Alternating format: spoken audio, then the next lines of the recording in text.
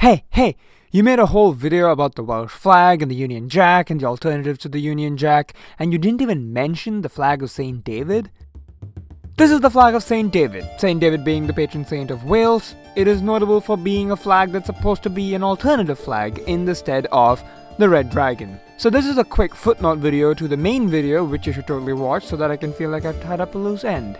This flag design came out of an ugly divorce between the Church of England and Wales's need to reassert their nationality. If you have a flag for your patron saint, we'll have a flag for our patron saint. And so they did. They borrowed the coat of arms from the Diocese of St. David, diocese being an administrative region under the jurisdiction of a bishop, removed the flowers, the bishop hat, and of course the shield, and bam, close enough. Kind of. Originally, it was black on yellow, and it was later inverted for reasons everyone forgot. It was the unofficial flag for the Church of Wales from 1920 to 1954 before being replaced by the official flag, which looks like a central-aligned Finnish flag with a Celtic cross. So the question is, why the St. David cross over the Red Dragon? The first reason I can come up with is as a flag nerd myself, with no connections to Wales or their culture. Design motifs. To best explain motifs, here are the flags of the Nordic countries. A solid field and a cross up front, and that's it. Despite being sovereign countries, they have decided to adopt the Nordic cross. The reason why they have a common design philosophy is probably because they have an extremely messy history, but hey, this tiny island also has a messy history.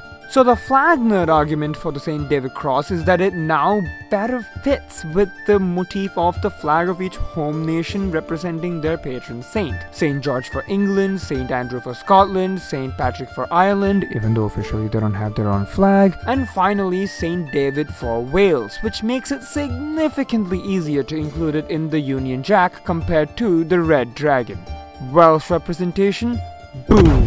But the Red Dragon is so cool, and do we really want to lose this cool symbol for the representation of a large community within a country? Because the second reason is kind of a political reason. Wales is a Christian country, and the more religious side of the assembly has claimed that this truly is the symbol of Wales, and this is a symbol of Satan. As a person who's neither Christian nor Welsh, no comments. We can also go into the fun game of who came first. The St. David cross was adopted in the 20th century when the Red Dragon has been a heraldic symbol of Wales since the Georgian calendar was in the triple digits. But St. David technically predates the Red Dragon, but the Romans who introduced Christianity to the British Isles predate St. David who brought, and we can keep going on, but all I want to say is that what came first isn't a good argument for what the flag of a nation should be. Ultimately, it really is just easier to have the St. David flag incorporated into the Union Jack. We can even do the Northern Ireland thing of officially being represented by a patron saint but unofficially by something else, except in this case it would be that the flag of Wales can still officially be the Red Dragon and the St. David in the Union Jack is, still Wales. Because ultimately, both the St. David cross and the Red Dragon are symbols of Wales as far as the outside world is concerned, here, right now, in the beginning of the 21st century. If you're still watching this footnote and haven't watched the main video, make sure you click the link in the description and sidebar to watch it.